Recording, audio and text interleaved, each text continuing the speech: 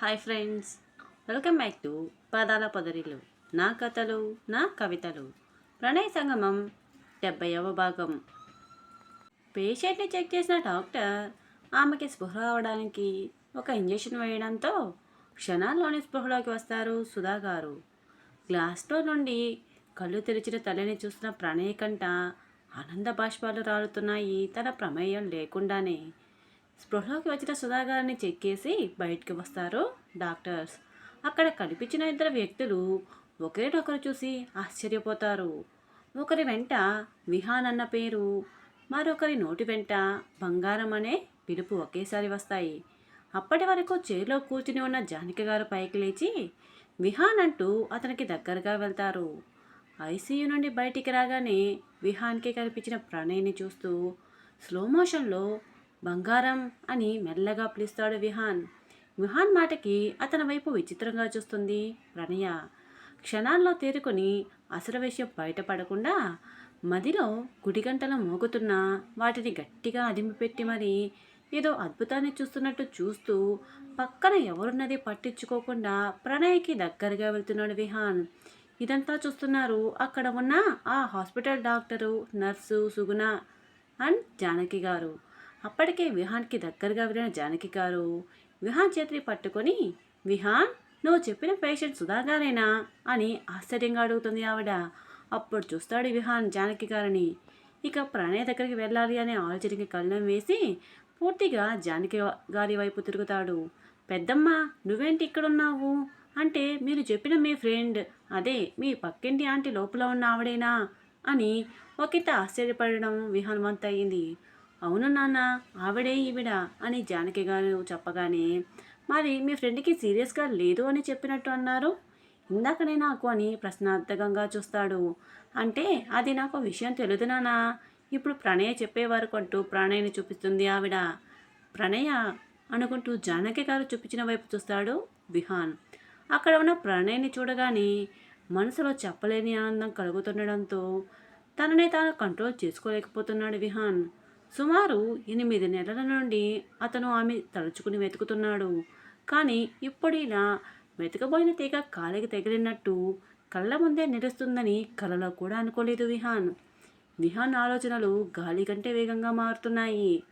వాళ్ళ పెద్దమ్మ పక్కింట్లో ఉంటున్నది తన పేషెంట్ అయిన సుధాగారి కూతురు. పెదనాన్న చెప్పిన బంగారు బొమ్మ, నేను 8 నెలల క్రితం చూసిన ముద్దుల గుమ్మ అన్నీ ఒక్కరే. అది కూడా నా ప్రాణమైన ఈ ప్రణయే. వావ్, వాట్ ఏ కోఇన్సిడెన్స్ అని మనసులోనే అనుకుంటాడు విహాన్. ఇక్కడ జరిగేది అంతా బొమ్మల్లా నిలబడి చూస్తున్నారు మిగతా వాళ్ళు. సుగుణకైతే అస్సలు ఏమీ అర్థం కావడం లేదు. సైలెంట్గా ఎక్కడో ఆలోచిస్తున్న విహాన్ని జానకి గారే కదిలిస్తూ, విహాన్, ఇప్పుడు ఎలా ఉంది నాన్న ఆంటీకి?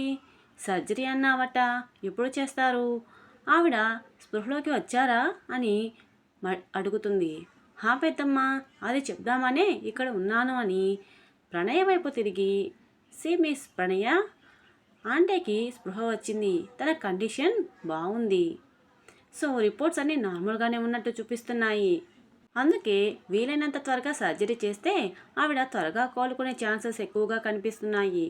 సో మీరు ఆపరేషన్కి పేమెంట్ రెడీ చేసుకుంటే రేపు మార్నింగ్ 10 గంటలకి సర్జరీ స్టార్ట్ చేస్తాను అని తను ఒక డాక్టర్గా చెప్పవలసిందంతా చెప్పి ఆరాధనగా ప్రణయ్ని చూస్తున్నాడు విహాన్.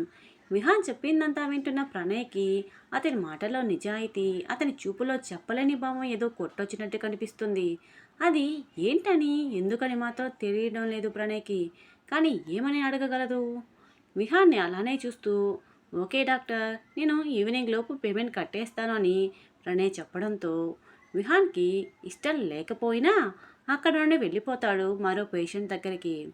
పక్కన డాక్టర్ ఆ కేసు గురించి మాట్లాడుతుండడంతో తప్పక డాక్టర్సు నర్సు అట వెళ్ళగానే జానకి గారు ప్రణయ్ దగ్గరికి వచ్చి, నీకు తెలియదుగా ప్రణయ, విహాన్ అదే ఆ డాక్టర్ స్పెషలిస్ట్, నా చెల్లి కొడుకు. తన చెల్లికే ఇప్పుడు పెళ్లి పనులు జరుగుతున్నాయి. విహాన్ ఫారెన్లో స్పెషలిస్ట్గా వర్క్ చేస్తున్నాడు. ఏదైనా ఎమర్జెన్సీ కేసు వస్తే ఇలా ఇండియా వస్తుంటాడని ప్రణయ్ చూపులలో కనిపిస్తున్న క్వశ్చన్స్కి అడగకుండానే ఆన్సర్ ఇస్తున్నారు జానకి గారు. ప్రణయ సుగుణ ఆవిడ చెప్పేది అంతా విని చిన్న స్మైల్ ఇస్తారు. సరేరా, అమ్మకి స్పృహ వచ్చింది కదా, చాలా సంతోషం. ఒకసారి వెళ్ళి చూద్దామా? అలాగే ఆంటీ, కానీ ఐసీయూ కదా, ఒకరికే అలో ఉంటుంది అని ప్రణయ్ చెప్పగానే, హో అవును కదా, నేనే మర్చిపోయాను. సరే నువ్వు వెళ్ళి చూడు. రేపు సర్జరీ అయ్యి రూమ్కి షిఫ్ట్ అయ్యాక నేను మళ్ళీ వస్తాను అని ప్రణయ్ చేతిని మెల్లిగా నిమిరి అక్కడి నుండి వెళ్ళడానికన్నట్టు పైకి లేస్తారు ఆవిడ. వెంటనే ఆమె చేతిని పట్టుకుని, ఆంటీ మీరు వెళ్ళి అమ్మని చూడండి, నేను తర్వాత చూస్తాను అని ప్రణయ్ చెప్పగానే, అదేంటి మా అలా అంట, నేనే తర్వాత చూస్తానులే, నువ్వు వెళ్ళి చూసిరా తల్లి అని మెల్లిగా ప్రణయ్ చెంపనెమురుతూ చెప్తారు జానకి గారు. ఆవిడ అంత ఆప్యాయంగా మాట్లాడుతుంటే ప్రణయ్కి ఏదోలా ఉంది. ఆపదలో ఉన్న అమ్మని హాస్పిటల్లో చేర్చి మళ్ళీ ఇప్పుడు అది పనిగా చూడడానికి వచ్చిన ఆవిడని ఇలా అమ్మని చూపించకుండానే పంపించాలి అనుకోవట్లేదు. అందుకే, లేదంటే మీరు వెళ్ళి అమ్మని చూసిరండి ప్లీజ్, ఇక ఏం మాట్లాడకండి అని ప్రణయ గట్టిగా చెప్పడంతో ఇక జానకి గారు కాదనలేక ఐసీయూలో ఉన్న సుధాగారి దగ్గరికి వెళ్తారు చూడడానికి. ఆమె వెళ్ళేసరికి కళ్ళని మూసుకుని ఉన్న సుధాగారి చేతిని తాగుతారు మెల్లిగా. స్పర్శ తెలిసిందేమో. వెంటనే కొద్ది కొద్దిగా కళ్ళు తెరవడానికి ట్రై చేస్తున్నారు ఆవిడ. 2 నిమిషాల్లో బాగా కళ్ళు తెరిచిన సుధాగారికి పక్కనే చైర్లో కూర్చుని ఉన్న జానకి గారు కనిపించేసరికి కొంత ఆశ్చర్యపోతారు ఆవిడని అక్కడ చూసి. హాస్పిటల్లో జాయిన్ చేసింది అంతా సుధాగారికి గుర్తులేదు. ఇప్పుడే స్పృహలోకి రావడంతో ఇంకా జరిగిన విషయం ఏంటన్నది ఆమెకు ఎవరూ చెప్పలేదు. సుధాగారు మాట్లాడడానికి ట్రై చేస్తూ ఇబ్బంది పడడంతో, పర్లేదు సుధా, నీకేమీ కాదు, నీ కూతురు ప్రణయ నిన్ను కాపాడుకుంటుంది, నువ్వేమీ దిగులు పడుకొని చెప్పగానే చిన్న నవ్వుతారు సుధాగారు. అలా జానకి గారే 2-3 మాటలు మాట్లాడి సుధాగారికి చెప్పేసి బయటికి వస్తారు. బయట కూర్చుని ఉన్న సుగుణ ప్రణయల దగ్గరికి వచ్చి, మీ అమ్మకి ఏం కాదు, దేవుడు చల్లగా చూస్తాడు నిన్ను నీ కుటుంబాన్ని అని ప్రణయ్కి ధైర్యం చెప్పి అక్కడ నుండి విహాన్ దగ్గరికి వెళ్తారు. ఆవిడ అలా వెళ్ళగానే సుగుణ ప్రణయ పక్కన కూర్చుని ఎవరే వీళ్ళు అని అయోమయంగా చూస్తుంది. ఇప్పటి వరకు జరిగిన దాంట్లో ప్రేక్షక పాత్ర వహించిన సుగుణ.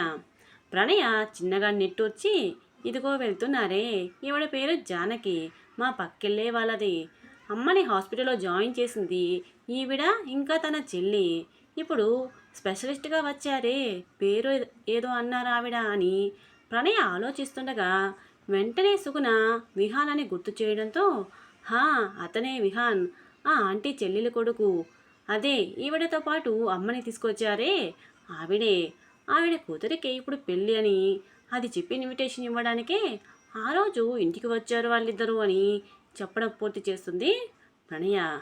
అదంతా ఓకే, కానీ ఆవిడ అతన్ని ఇక్కడ చూసి అంత ఆశ్చర్యపోవడం ఏంటా అని సుగుణ అనగానే, విన్నావు కదే తల్లి, ఆ విహాన్ ట్రీట్మెంట్ ఇస్తున్నది మా అమ్మకి అని ఆంటీకి తెలుసుండకపోవచ్చు, ఇంకా నేను అమ్మకి ప్రాబ్లం లేదు అని చెప్పానుగా ఫస్ట్, సో ఇద్దరు అలా కన్ఫ్యూజ్ అయినట్టున్నారు, సరేలే వదిలే ఇక అని సుగుణ అంటుంది. అలా అంటున్న సుగుణని చూస్తూ చేతులు అటు ఇటు తిప్పు చూసుకుంటుంది ప్రణయ. ఏమైందే, ఎందుకలా చూసుకుంటున్నావు అని సుగుణ అడిగేసరికి, నువ్వే కదా వదిలేయన్నావు, అసలు నేనెప్పుడు పట్టుకున్నానా అని చూస్తున్నాను. ఆ మాటకి పళ్ళు బిగపట్టి నడుము మీద చేతులు పెట్టుకుని చూస్తుంది సుగుణ. సుగుణని అలా చూడడంతో పుసుక్కున నవ్వుతుంది ప్రణయ. హాహాహా, చాలు చాలు, నువ్వు నవ్వడం ఆపితే ఆంటీని ఒకసారి చూసి రూమ్కి వెళదాం, ఏమంటావు, సరేనా అని సుగుణ చెప్పగానే అలాగే అని నర్సు లేకపోవడంతో ఇద్దరు ఐసీ లోపలికి వెళ్తారు. ప్రణయ తల్లి దగ్గరికి వెళ్ళి ఆమె చేతిని తన చేతిలోకి తీసుకోగానే సుధాగారికి మెలకు వస్తుంది. కానీ కళ్ళు తెరవలేకున్నారు ఆవిడ.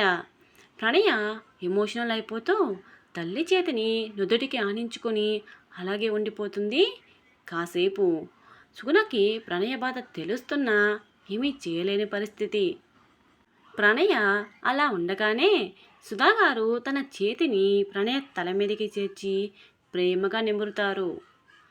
ప్రణయ సంగమం కొనసాగుతుంది. ఇదండి ఈరోజు కథ. ఎలా ఉంది? ఈ కథ మీకు నచ్చినట్టు అయితే వీడియోని లైక్ చేసి ఈ ఎపిసోడ్ మీద మీ అభిప్రాయాన్ని చిన్న కామెంట్ రూపంలో తెలియజేయండి. అలాగే మన పదాల పొదలు ఛానల్ని ఇంకా సబ్స్క్రైబ్ చేసుకున్నటువంటి వాళ్ళు వెంటనే సబ్స్క్రైబ్ చేసుకొని మీ ఫ్రెండ్స్కి షేర్ చేయండి. మరొక ఎపిసోడ్లో మరికొన్ని సరికొత్త భావాలతో మళ్ళీ కలుసుకుందాం. Bye friends.